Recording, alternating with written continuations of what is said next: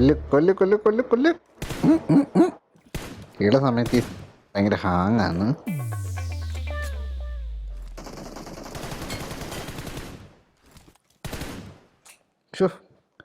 വരുന്നില്ല, ഇങ്ങ് കേറാൻ സമ്മതിക്കരുത്. ഹായ്.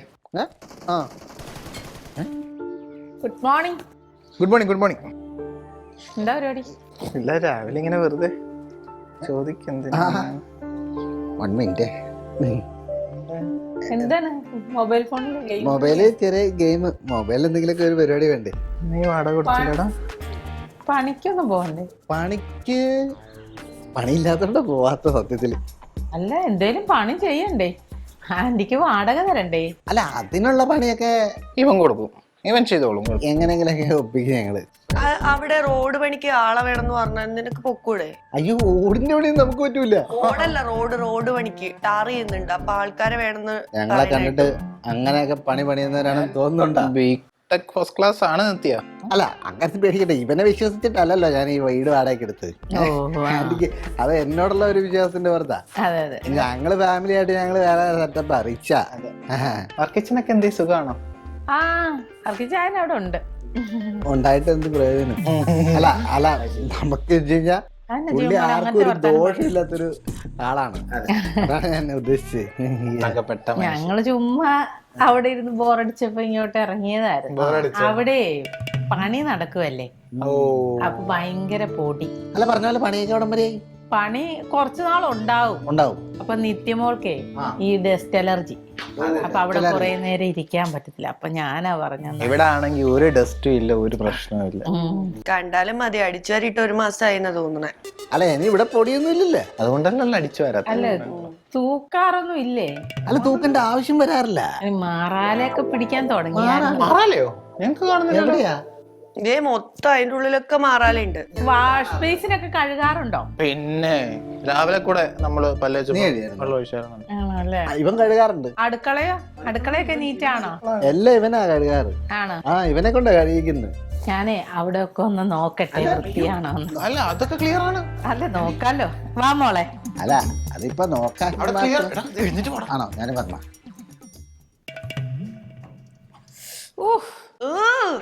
ഇതെന്താണിത്? എത്ര പുതിയതായിട്ട് ഇരുന്ന വാഷിംഗ് മെഷീനാ. നിങ്ങൾക്ക് ഉപയോഗിക്കാൻ തന്നിട്ട് നോക്കിയോ, അഴുക്ക് നോക്കിയതേ. അല്ല, ഞങ്ങളൊരു സത്യമായിട്ടൊരു കാര്യം പറയാം, ഞങ്ങൾ ഇത് ഉപയോഗിക്കാറില്ല. വാഷിംഗ് മെഷീന്റെ അവസ്ഥ ഇതാണെങ്കിൽ ഇനി ബാത്റൂമിന്റെ അവസ്ഥ എന്തായിരിക്കും? ആന്റി, ആ സിങ്കൊക്കെ ഒന്ന് നോക്കി. അതൊക്കെ അവിടെ എങ്ങനെ കിടക്കണമെന്ന് നോക്കിയേ. അല്ല, പക്ഷെ ബാത്റൂമിന് കുഴപ്പമൊന്നും ഉണ്ടാവില്ല. എന്താ കുഴപ്പമില്ലാത്തത്? ഞാനങ്ങനെ കുളിക്കാറൊന്നുമില്ല. ഞാൻ കുളിക്കാറുണ്ട് ആന്റി. ഇവനാ ചീത്തയാക്കുന്നത്. കുളിക്കാൻ നിനക്കില്ലാത്ത ശവങ്ങള് മാറിക്കാൻ അങ്ങോട്ട്. ആ സിങ്ക് നോക്ക് ആന്റി, സിങ്ക് നോക്ക്. എന്നാ പോയി സിങ്ക് നോക്കൂ. എന്റെ ഈശ്വരാ, സകല വേസ്റ്റും ഉണ്ട് ഇതിനകത്ത്. മാറ്. ശരിയാക്കി തരാം. ഈ റൂമിന്റെ അവസ്ഥ എന്തായിരിക്കും ഇനി?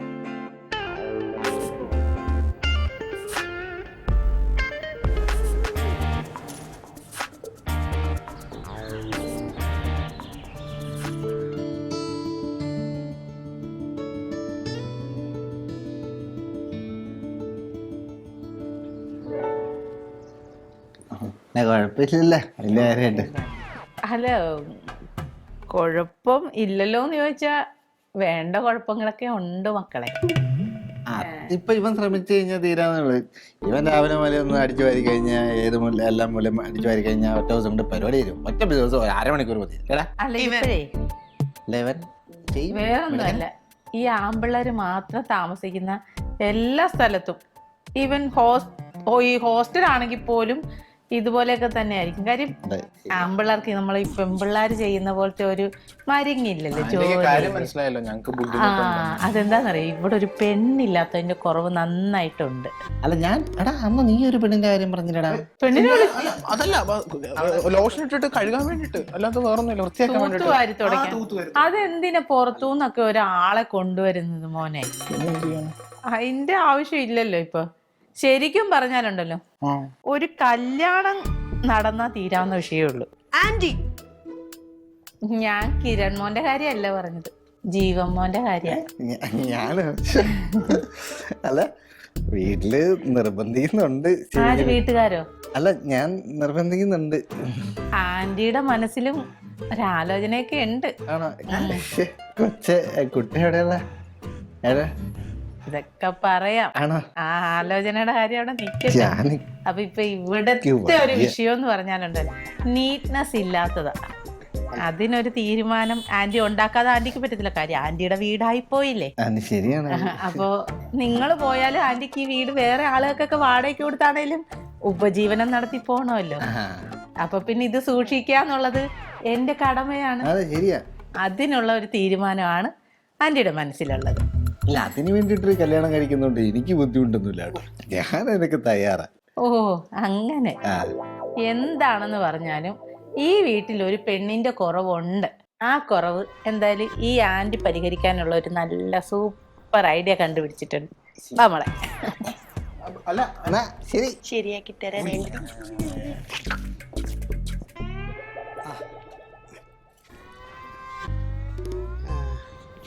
അപ്പൊ ശരിക്കും ആദരാഞ്ജലികൾ. എനിക്ക് മനസ്സിലാകാത്ത എന്ത് പറ്റി? മനസ്സിലായില്ലേ? അതെ, ഒരു ഐഡിയ ഉണ്ടെന്ന് ആന്റി പറഞ്ഞില്ലായിരുന്നോ? പറഞ്ഞായിരുന്നു. ഇതാണ് ആ ഐഡിയ. എന്താ ഐഡിയ?